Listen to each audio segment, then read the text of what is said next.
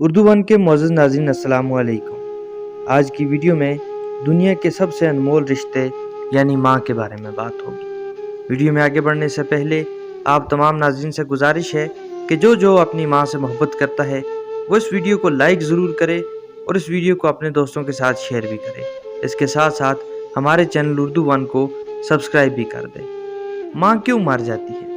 بچپن میں جب کبھی اعلان ہوتا فلاں کی والدہ فوت ہو گئی ہے تو میں دوڑ کر گھر آتا، ماں کے دامن سے لپٹ جاتا۔ ماں کبھی غصہ بھی ہو جاتی، کملیں تو کی ہوئی؟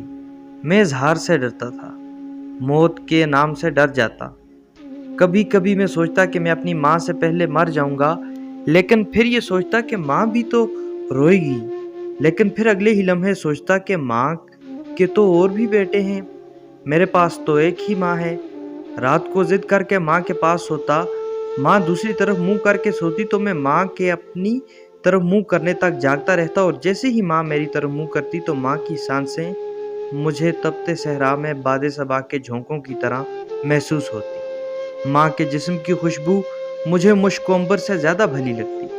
اس دن نہ جانے کیوں میرے پاؤں منو وزنی لگ رہے تھے۔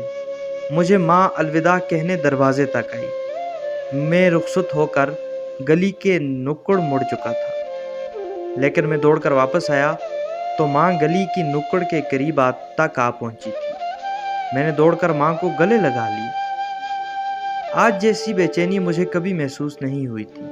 ماں نے کہا، جا پتر، دفتر والے صاحب غصے ہوں گے۔ آخری بات ماں کی آج بھی مجھے رلا دیتی ہے۔ پتر، تیری آواز نہیں آندی۔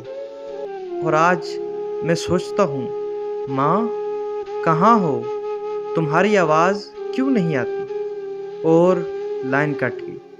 شام کو ماں چلی گئی، لائن ہمیشہ کے لیے کٹ گئی، لیکن دعاؤں کی لائن تو کبھی نہیں ٹوٹی نا۔ مائے، او میری بھولی مائے، اگر تقدیر اجازت دیتی تیرے ساتھ اتر جاتا میں، گور کے گھپ اندھیروں میں۔ جن کی مائیں حیات ہیں اللہ انہیں زندگی دے، اور جن کی مائیں وفات پا گئی ہیں اللہ انہیں صبر دے۔ ہمارے چینل اردو ون کو سبسکرائب کریں اور اس ویڈیو کو کسی دوست کے ساتھ فیس بک اور واٹس ایپ پر ضرور شیئر کریں۔ نئی ویڈیو کے لیے ہمارا چینل ضرور وزٹ کریں۔ مجھے دیجیے اجازت۔ اللہ حافظ و ناصر۔